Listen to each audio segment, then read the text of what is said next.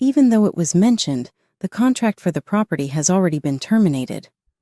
Exactly what do you mean by that? Mom suggested we cancel the lease, so we did it together while you were on your work trip, replied my husband. What the heck? Being among these individuals is becoming too much for me to bear. Karen, my mother-in-law, believed I would give up as a result of this apartment's lease ending. At this point, you have no option but to move in with us. She scoffed. But I'm not going to give up. I have no desire to. You're his wife, so you have to. My mother-in-law forced me. Then I'll divorce him and end things. I'm a 30-year-old office worker named Olivia. A year ago, my husband, Liam, and I got married.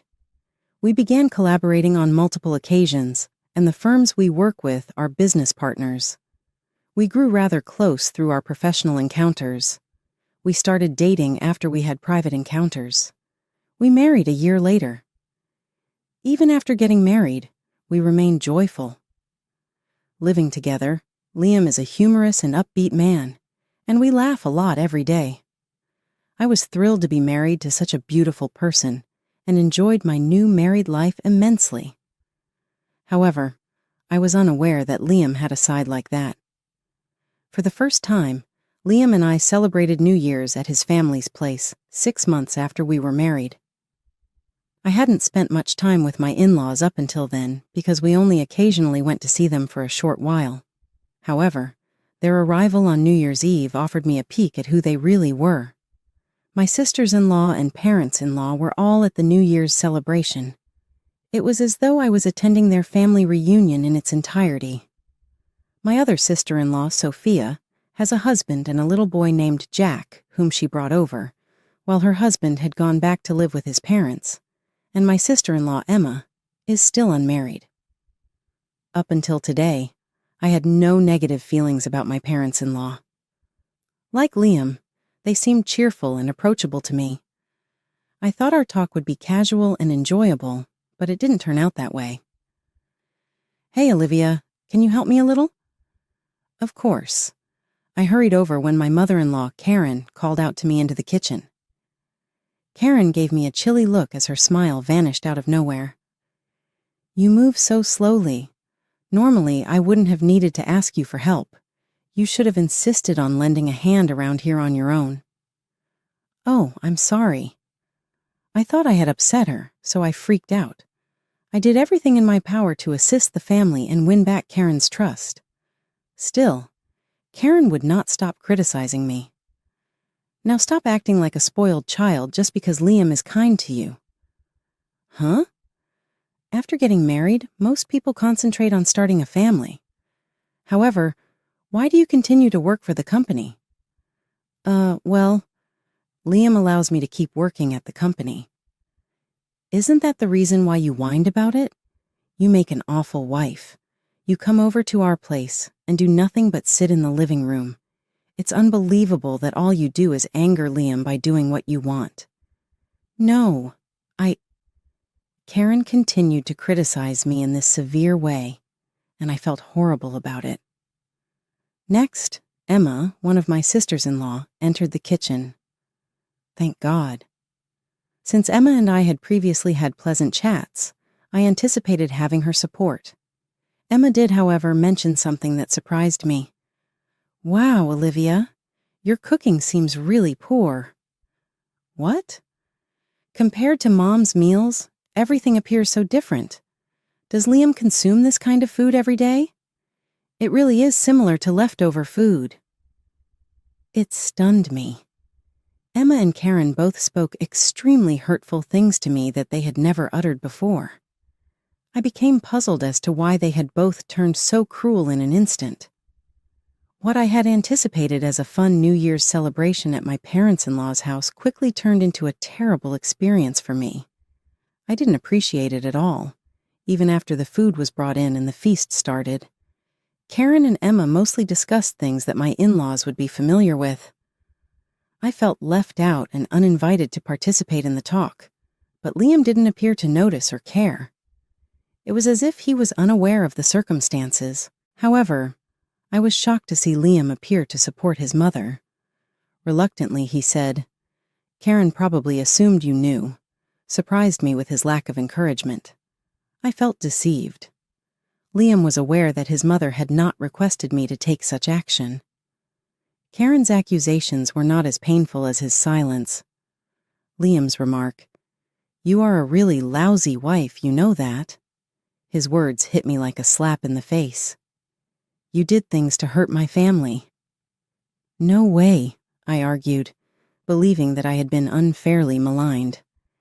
Emma interrupted Liam while he was speaking, saying, "Thank goodness I bought a cake for such a time like this." Her cake appeared, and suddenly Jack's glum expression brightened up. "Yay, it's my cake." "That's my daughter," Karen said with pride. "You've been prepared for this to happen." Karen grinned broadly as she gave Emma praise. Emma said, "Olivia is really out of it, so I ordered it just in case." I realized that they had purposefully set up this scenario to make me appear bad. When I told them I hadn't purchased the cake, I wondered how they would take it. I became aware that there was no one in this room to support me as they kept accusing me. Even Liam, the person I thought would stand up for me, made a ridiculous comment. "Jack was also moved to tears by your words. You had better go home today as a punishment." Huh? I was hearing things that I couldn't believe. "Don't think that someone who caused so much trouble will get a free meal and cake," Liam grumbled. Karen, Sophia, and Emma joined in when Liam stated that, pushing for me to go. Having no other option, I regrettably left.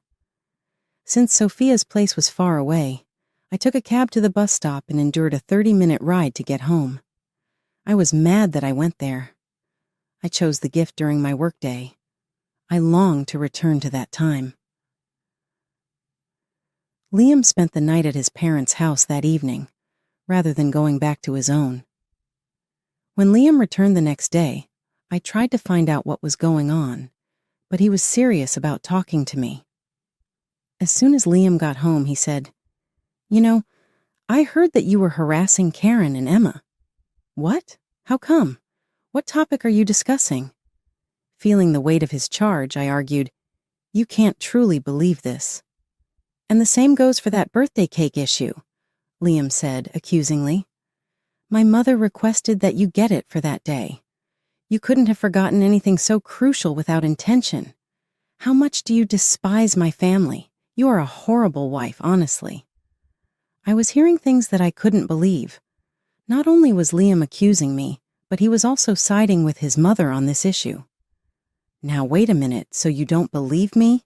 I protested, getting irritated and raising my voice. "And what about you, if you're going to charge me with horrible things? You pretended to be the one who chose Jack's gift when in reality it was mine. Since it was a gift from the two of us, I didn't believe telling Sophia about it would make a difference."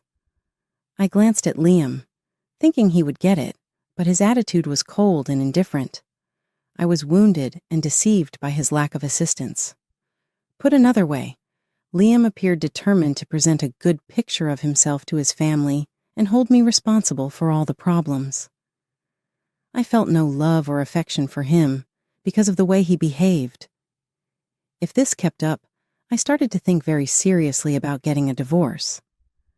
As I was thinking about it, something unanticipated happened that made my choice clear. For around 3 days, I had gone on a business trip and had no idea what was going on at home. Upon my return, I discovered Liam's stuff neatly organized in cardboard boxes. I was taken aback and puzzled because I didn't know why this was occurring. I immediately dialed Liam in the hopes of getting an explanation. With a sudden reply, he said, "I'm on my way. I'll be heading back home shortly," and hung up. When Liam finally got home, I was furious because I had no idea what was going on. I was surprised to see Emma, Karen, and Sophia there as well. "Hey, Liam, what does this mean?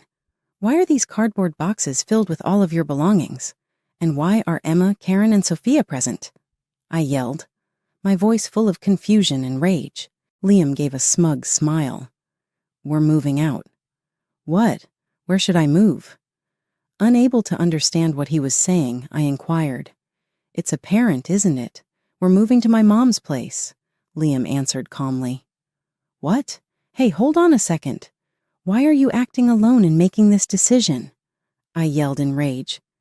Karen cut me off before I could say anything more. "You are not entitled to make choices regarding this residence." Karen's strong comments sliced through the air. "You should stop being a child, grow up, and follow what Liam decides," she added. Karen's claim had nothing to do with my immaturity. I was not going to give in this time. "Liam, what are you even saying? We are a married couple. We need to talk it out and make the right decision for ourselves," I firmly said. Karen appeared astonished by my reply. "Even if you say so, I already terminated the contract for this apartment, okay?" "What? What do you mean?" Puzzled, I asked. "Mom said we needed to break the lease, so we went and did it all together while you were on your business trip," Liam stated lightly. "No way!" I couldn't believe what I was hearing, so I whispered. It was true that Liam had the right to end the apartment lease without my knowledge because it was in his name. However, I never thought he would carry it out without first talking to me. Being among such people was becoming too much for me to bear. It felt like an impossible position. Karen, my mother-in-law, appeared to think that breaking the lease on the flat would push me to give up and move in with them. "You have no choice but to move in with us now," she said with confidence. However, I was determined. "I'm not going to give up. I'm not moving in with you," I firmly said. "What are you talking about?" shot back Karen. "You must, since you are his wife. You're saying that just because I'm the wife I have to accept?" With mounting frustration, I inquired. "Yes, exactly," Karen replied in an unwavering tone. "Then I'll get a divorce from him," I abruptly said. Liam seemed astonished. "Wait a second. Are you stating that you wish to have a divorce? Are you for real?" "If I weren't serious, I wouldn't be saying this. I'm tired of you and your relatives. Let us simply live our own lives apart," I said, with a sudden burst of resolve. Liam went pale and appeared to be at a loss for words. Suddenly, Sophia and Emma, who had been watching quietly, stepped in. "Wait a minute. I won't approve you for the divorce." "That's true if you don't come and live with us back at home. Who is going to take responsibility for taking care of our father?" "Yeah? Taking care of your dad?" Their stupidity lets them tell the truth. Emma gave me an embarrassed look when I said that. Now I know that's exactly what you were looking for when you all quickly tried to make me live together with you guys. "It seems that my father-in-law fell down the stairs recently and needs nursing care," I said, trying to piece together the reason for their sudden request that I move in. When I told my in-laws the real reason for their behavior, they all appeared to become frightened. "So what you indicate is that you want me to, or you're attempting to convince me to take care of him, huh?" I asked, growing more and more frustrated and skeptical. "One of you has to do it. Taking care of other people must irritate those of you who are too self-centered and only consider yourselves, right?" They exchanged nervous glances as the room grew silent, anxiety high. They had obviously not anticipated my taking aim at their intentions in such a straightforward manner. "What? When you're only a worthless wife? Are you attempting to offend us?" Angrily, one of the sisters-in-law shot back. "You're correct. You are really daring. You're merely a wife," the other person added, their voices rising with outrage. "So am I not the wife any longer?" I shot back, a hint of irritation in my own voice. "Did you not catch what I just stated? Or are you chickens who forget what took place a few seconds ago so quickly?" Their feelings seemed to be further stoked by my triggering. With every phrase, their anger increased. "Enough now. I no longer give a damn. Why not simply file for divorce or something similar?" Sophia and Emma said together, "I want to never see your face again." "All right, I'll take your word for it," I answered, becoming more determined. I started packing my things because I knew I had to get away from this poisoned place. As Liam and Karen realized how serious the issue was, they got frustrated and begged Sophia and Emma to retract their remarks. They were obviously aware of what would happen if I went ahead and got a divorce. After this heated conversation between my in-laws, I gathered my things and moved in the direction of the front door. Karen and Liam saw me and came running after me. Liam begged, "Wait a minute, Olivia," his voice revealing his desperation. "I'll force them to apologize for their remarks. Please, let's put an end to this ridiculous divorce talk. Please look after my dad." Karen said in a pleading tone, Yes, please. Support your husband. It's finally possible for you to be a stay-at-home mother, which is beneficial for you." "Sadly, I don't want to be a stay-at-home mom," I told my in-laws, who persisted in being self-centered to the end. "And although you might not be aware of it, I make more money than Liam since I've advanced in the organization. Even though this apartment's rent was very expensive, most of it was paid for by my salary. That indicates that, despite all the derision and teasing, I had a better financial situation than this man, a member of your family." I waited for my words to really register, and I'm done talking about it. "All right, goodbye." My in-laws looked dumbfounded as I turned and left the house, leaving behind a stunned quiet. I went back to my parents' house, hired an attorney, and made Liam's divorce official.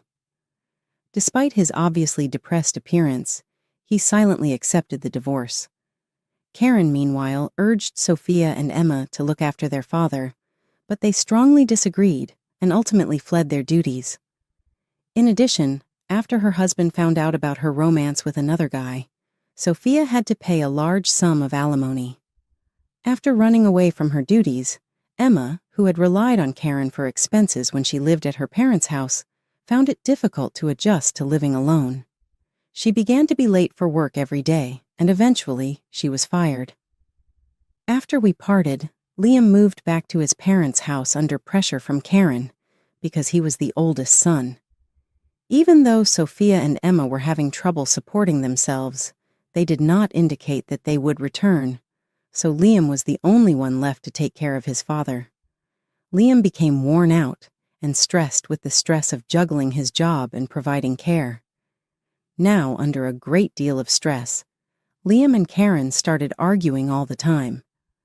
Their loud arguments got out of hand to the point where neighbors began to complain frequently, which prompted police visits to see how things were going. The once close-knit family was now rocked by conflict and instability, as Karen dealt with the fallout from her children's disappearance and the tense family dynamics, while Liam struggled to keep up with the demands made of him. I'm now relieved to be away from the chaos my ex-in-laws generated and to live comfortably in a lovely apartment close to my place of work. I started looking into new interests, and I would rather not be in a relationship right now. I felt justified when I saw the struggles Liam and my ex-in-laws, who their neighbors called the crazy ones, had to endure. Despite Liam's controlling attitude and Sophia and Karen's arrogant outlook, my priorities are my own happiness and my hopes for a happy, meaningful existence.